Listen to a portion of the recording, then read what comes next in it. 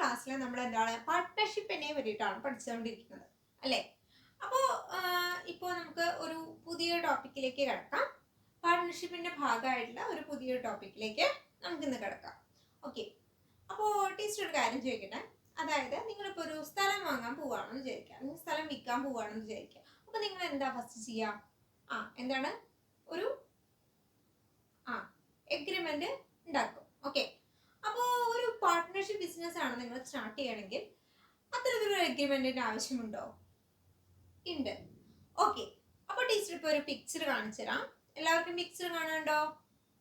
കാണാനുണ്ട്. ഓക്കെ, അപ്പോൾ അതെന്താണ് എഴുതിയേക്കണത്? ഒരു പാർട്ട്ണർഷിപ്പ് എഗ്രിമെന്റിന്റെ പിക്ചർ ആണത് കാണുന്നത്. ഓക്കെ, അപ്പോൾ ഇത്തരത്തിലൊരു പാർട്ട്ണർഷിപ്പിന് ഒരു എഗ്രിമെന്റ് എന്തിനാണ് എഴുതുന്നത്? എന്താണ് പാർട്ട്ണർഷിപ്പ്? ഒക്കെ ഒരു ബിസിനസ്സിലെ പാർട്ട്നേഴ്സ് ആരൊക്കെയാണ്, ഏത് ബിസിനസ് ഫോമാണ് അവിടെ സ്റ്റാർട്ട് ചെയ്യണം, അങ്ങനെ പാർട്ട്ണർഷിപ്പുമായി ബന്ധപ്പെട്ട എല്ലാ കാര്യങ്ങളും ടേംസ് ആൻഡ് കണ്ടീഷൻസുകളൊക്കെ ഇൻക്ലൂഡ് ചെയ്തിട്ടുള്ള ഒരു ഫോമിനെയായിരിക്കും, റിട്ടേൺ ഫോമിനെയായിരിക്കും പാർട്ട്ണർഷിപ്പ് എഗ്രിമെന്റ് എന്ന് പറയുന്നത്. ഓക്കെ, ഇത് റിട്ടേൺ ഫോമിൽ മാത്രമാണോ ഉണ്ടാവുക? അല്ല, റിട്ടേൺ ഫോമിൽ ഉണ്ടായിരിക്കാം, ഓറൽ ഫോമിലും ഉണ്ടായിരിക്കാം. അത്തരത്തിലൊരു റിട്ടേൺ ഫോമിലാണ് പാർട്ട്ണർഷിപ്പ് ഉണ്ടാക്കണമെങ്കിൽ, ഒരു എഗ്രിമെന്റ് ഉണ്ടാക്കണമെങ്കിൽ അതിന് എന്താ പറയാ? പാർട്ട്ണർഷിപ്പ് ഡീഡ് എന്ന് പറയും. ഓക്കെ, അപ്പൊ എന്താണ് പാർട്ട്ണർഷിപ്പ് ഡീഡ് എന്ന് നമുക്ക് നോക്കാം. അതിനായിട്ട് ടീച്ചർ ഒരു PPT കാണിച്ചു തരാം. എല്ലാവരും PPTയിലേക്ക് പോകൂ. ഓക്കെ, അപ്പോൾ നമുക്ക് എന്താണ് പാർട്ട്ണർഷിപ്പ് ഡീഡ് എന്ന് നോക്കി നോക്കാം. പാർട്ട്ണർഷിപ്പ് ഡീഡ് എന്ന് പറയുകയാണെങ്കിൽ, അതായത് ഒരു പാർട്ട്ണർഷിപ്പ് എന്ന് പറയുന്നത് ഒരു എഗ്രിമെൻറ്റിനെ ബേസ് ചെയ്തിട്ടാണ് എന്ന് നമ്മൾ ഓൾറെഡി പഠിച്ചു കഴിഞ്ഞു. പാർട്ട്ണർഷിപ്പ് എന്ന് പറയുന്നത് എഗ്രിമെൻ്റ് ആണ്. ആര് തമ്മിൽ?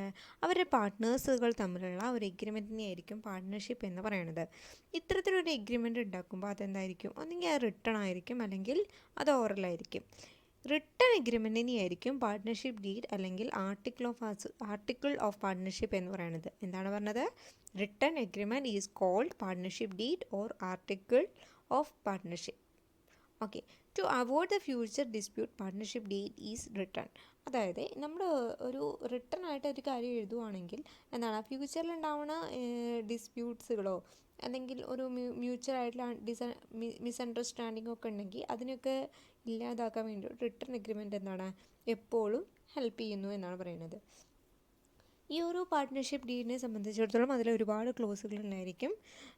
അതായത് ഒരു നെയിം ഓഫ് ദി ഫേമിൻ്റെ പേരെന്താണ്, പാർട്ട്ണറിൻ്റെ നെയിം എന്താണ്, അവരുടെ അഡ്രസ്സ് എന്താണ്, അതേപോലെ the terms and duration of partnership and its objectives, amount of capital contributed by each partner, എത്രത്തോളം ക്യാപിറ്റലാണ് അവർ കോൺട്രിബ്യൂട്ട് ചെയ്തേക്കണത്. നമ്മൾ ക്യാപിറ്റലിൻ്റെ കാര്യം പറയുമ്പോൾ അവരുടെ പ്രോഫിറ്റ് ഷെയറിംഗ് റേഷ്യോ എങ്ങനെയാണ്, അവർ എത്രത്തോളം എമൗണ്ടാണ് വിഡ്രോ ചെയ്തേക്കണത്, മാനേജ്മെൻറ്റ് ഓഫ് ബിസിനസ് എങ്ങനെയാണ്, ഓരോരുത്തർക്കും കൊടുക്കുന്ന സാലറി എങ്ങനെയാണ്, ഓരോ പാർട്ട്നേഴ്സിനും കൊടുത്തിട്ടുള്ള പേയ്മെൻറ്റ്സുകൾ ഏതൊക്കെയാണ്, ഓരോ പാർട്ട്നേഴ്സിൻ്റെയും റൈറ്റ്സുകൾ ഏതൊക്കെയാണ്, ഡ്യൂട്ടീസുകൾ ഏതൊക്കെയാണ്, ഏതൊക്കെ അക്കൗണ്ട്സുകളാണ് ആ ഫേംസ് പ്രിപ്പയർ ചെയ്തേക്കണത്, എങ്ങനെയാണ് ആ ഫേമിൻ്റെ ഓഡിറ്റ് എങ്ങനെയാണ്, റേറ്റ് ഓഫ് ഇൻട്രസ്റ്റ് എങ്ങനെയാണ്, division of work among partners എങ്ങനെയാണ്, method of valuation of goodwill on admission, retirement, death of the partners,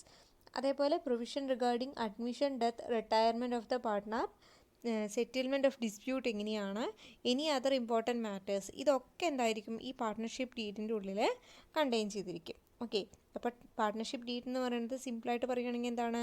is a written agreement of partnership. പാർട്ട്ണർഷിപ്പിൻ്റെ ഒരു റിട്ടേൺ എഗ്രിമെൻറ്റിനെ ആയിരിക്കും പാർട്ട്ണർഷിപ്പ് ഡീഡ് എന്ന് പറയുന്നത്. ഇതിനെ ആർട്ടിക്കിൾ ഓഫ് പാർട്ട്ണർഷിപ്പ് എന്നും പറയുന്നതായിരിക്കും. ഒരു ഫ്യൂച്ചർ ഡിസ്പ്യൂട്ട്സുകളെ റെഡ്യൂസ് ചെയ്യാൻ വേണ്ടി അല്ലെങ്കിൽ ഇല്ലാതാക്കാൻ വേണ്ടിയിട്ടായിരിക്കും പാർട്ട്ണർഷിപ്പ് ഡീഡ് പ്രിപ്പയർ ചെയ്യണത്. ഓക്കെ, അപ്പോൾ നിങ്ങൾക്ക് എന്താണ് പാർട്ട്ണർഷിപ്പ് ഡീഡ് എന്ന് മനസ്സിലായില്ലേ? മനസ്സിലായി. Okay, so now we can discuss some important topic, that is type of partnership. അപ്പോൾ what are the type you know? Okay, different type you know. Okay, അപ്പോൾ നമുക്ക് ഒരു പാർട്ട്ണർഷിപ്പിന്റെ ഏതൊക്കെയാണ് ടൈപ്സ് എന്ന്, അതിനെങ്ങനെയാണ് ക്ലാസിഫൈ ചെയ്യാന്നൊക്കെ നോക്കാം. അതിന് മുന്നേ ആയിട്ട് ടീച്ചർ ഒരു വർക്കിംഗ് മോഡൽ കാണിച്ചു തരാം. എല്ലാവരും വർക്കിംഗ് മോഡൽ നോക്കി വെക്കും. അപ്പോൾ നിങ്ങൾ എന്ത് ചെയ്യണം? ടീച്ചർ ഇപ്പോൾ കുറച്ച് കോളംസ് തന്നിട്ടില്ലേ, നിങ്ങൾ എന്ത് ചെയ്യണം? ഈ പാർട്ട്ണർഷിപ്പ് അറ്റ് വിൽ എന്താണ്, പർട്ടിക്കുലർ പാർട്ട്ണർഷിപ്പ് എന്താണ്, ജനറൽ പാർട്ട്ണർഷിപ്പ് എന്താണ്, ലിമിറ്റഡ് പാർട്ട്ണർഷിപ്പ് എന്താണ് എന്ന് 5 മിനിറ്റ് സമയം തരാം. അതിൻ്റെ ഉള്ളിൽ ആലോചിച്ചിട്ട് ടീച്ചർക്ക് പറഞ്ഞു തരണം. അപ്പോൾ ടീച്ചർ അതിനനുസരിച്ചിട്ട് ഇവിടെ എഴുതാം.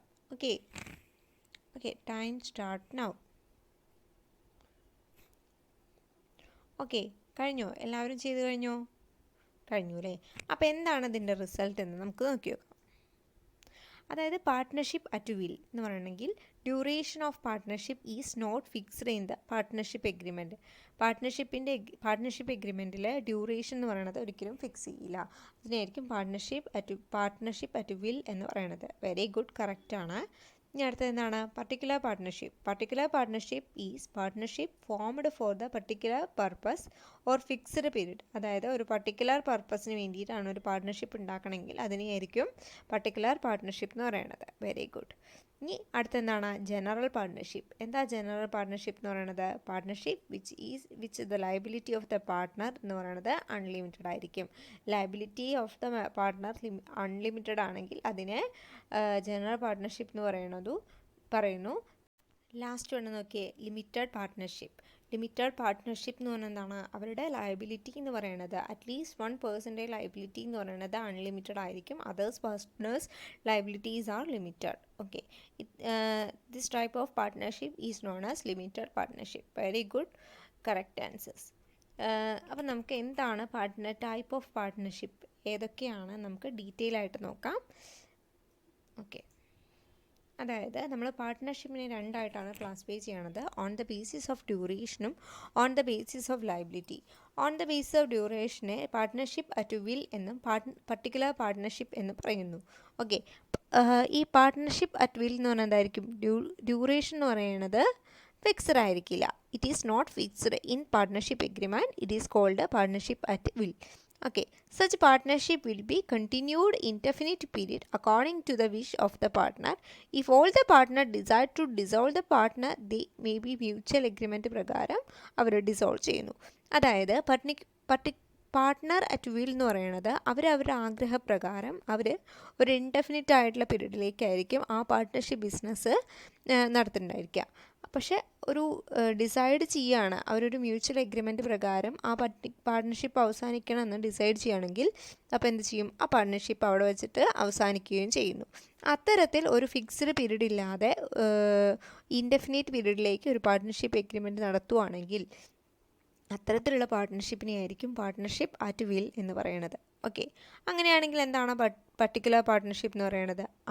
എന്താണ്? ഒരു പർട്ടിക്കുലർ പർപ്പസിന് വേണ്ടിയിട്ട് ഒരു ഫിക്സ്ഡ് പീരീഡിലേക്ക് ഒരു പാർട്ട്ണർഷിപ്പ് ബിസിനസ് ഫോം ചെയ്യുകയാണെങ്കിൽ അത്തരത്തിലുള്ള ഒരു ബിസിനസ്സിനെ ആയിരിക്കും, അല്ലെങ്കിൽ അത്തരത്തിലുള്ള ഒരു പാർട്ട്ണർഷിപ്പ് എഗ്രിമെൻറ്റിനെ ആയിരിക്കും പർട്ടിക്കുലർ പാർട്ട്ണർഷിപ്പ് എന്ന് പറയുന്നത്.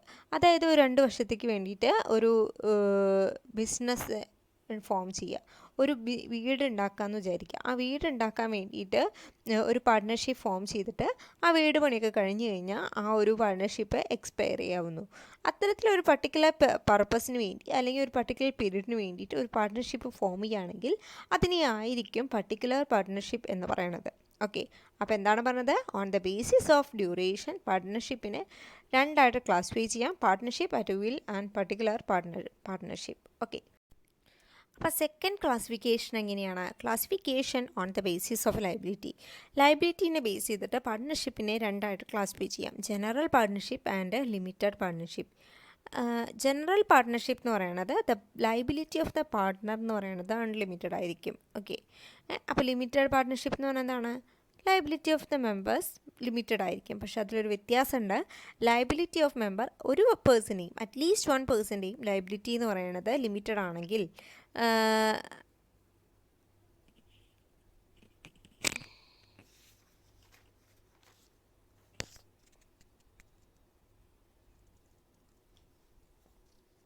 ഓക്കെ, അപ്പോൾ നമുക്ക് on the basis of liability നമുക്ക് പാർട്ട്ണർഷിപ്പിനെ രണ്ടായിട്ട് ക്ലാസിഫൈ ചെയ്യാം. General partnership and limited partnership. Okay, general partnership എന്ന് പറയുന്നത് ലയബിലിറ്റി ഓഫ് ദ മെമ്പർ എന്ന് പറയുന്നത് അല്ലെങ്കിൽ പാർട്ട്നേഴ്സിൻ്റെ ലയബിലിറ്റി എന്ന് പറയുന്നത് അൺലിമിറ്റഡ് ആയിരിക്കും. അത്തരത്തിലുള്ള ഒരു പാർട്ട്ണർഷിപ്പിനെ ആയിരിക്കും ജനറൽ പാർട്ട്ണർഷിപ്പ് എന്ന് പറയുന്നത്. അങ്ങനെയാണെങ്കിൽ ലിമിറ്റഡ് പാർട്ട്ണർഷിപ്പ് എന്ന് പറഞ്ഞതായിരിക്കും അറ്റ്ലീസ്റ്റ് 1%എങ്കിലും ലയബിലിറ്റി അൺലിമിറ്റഡ് ആയിരിക്കും, ബാക്കിയുള്ള പേഴ്സൻ്റെ ലയബിലിറ്റി എന്ന് പറയുന്നത് എന്തായിരിക്കും, ലിമിറ്റഡ് ആയിരിക്കും. അങ്ങനെയുള്ള പാർട്ട്ണർഷിപ്പിനെ ആയിരിക്കും ലിമിറ്റഡ് പാർട്ട്ണർഷിപ്പ് എന്ന് പറയുന്നത്. ഓക്കെ, അപ്പോൾ എന്താണ്, ടൈപ്പ് ഓഫ് പാർട്ട്ണർഷിപ്പിനെ രണ്ടായിട്ടാണ് ക്ലാസിഫൈ ചെയ്യണത്, on the basis of duration and on the basis of liability. On the basis of duration, we can classify the partnership into two: partnership at will and partnership at a particular partnership. Okay. On the basis of liability, partnership can be classified into two: general partnership and limited partnership. Okay. Clear alle? Doubt ഒന്നുമില്ലല്ലോ? Okay. Okay, അപ്പം നമുക്ക് എന്താണ് ഒരു question answer section നടത്താം. ഇന്നത്തെ ക്ലാസ്സിനെ base ചെയ്തിട്ടാണ് question answer section എന്ന് പറയുന്നത്. അപ്പോൾ first question is what do you mean by partnership deed? Yes, partnership is based on agreement. Written agreement of partnership is known as partnership deed. Next question is how partnership can be classified?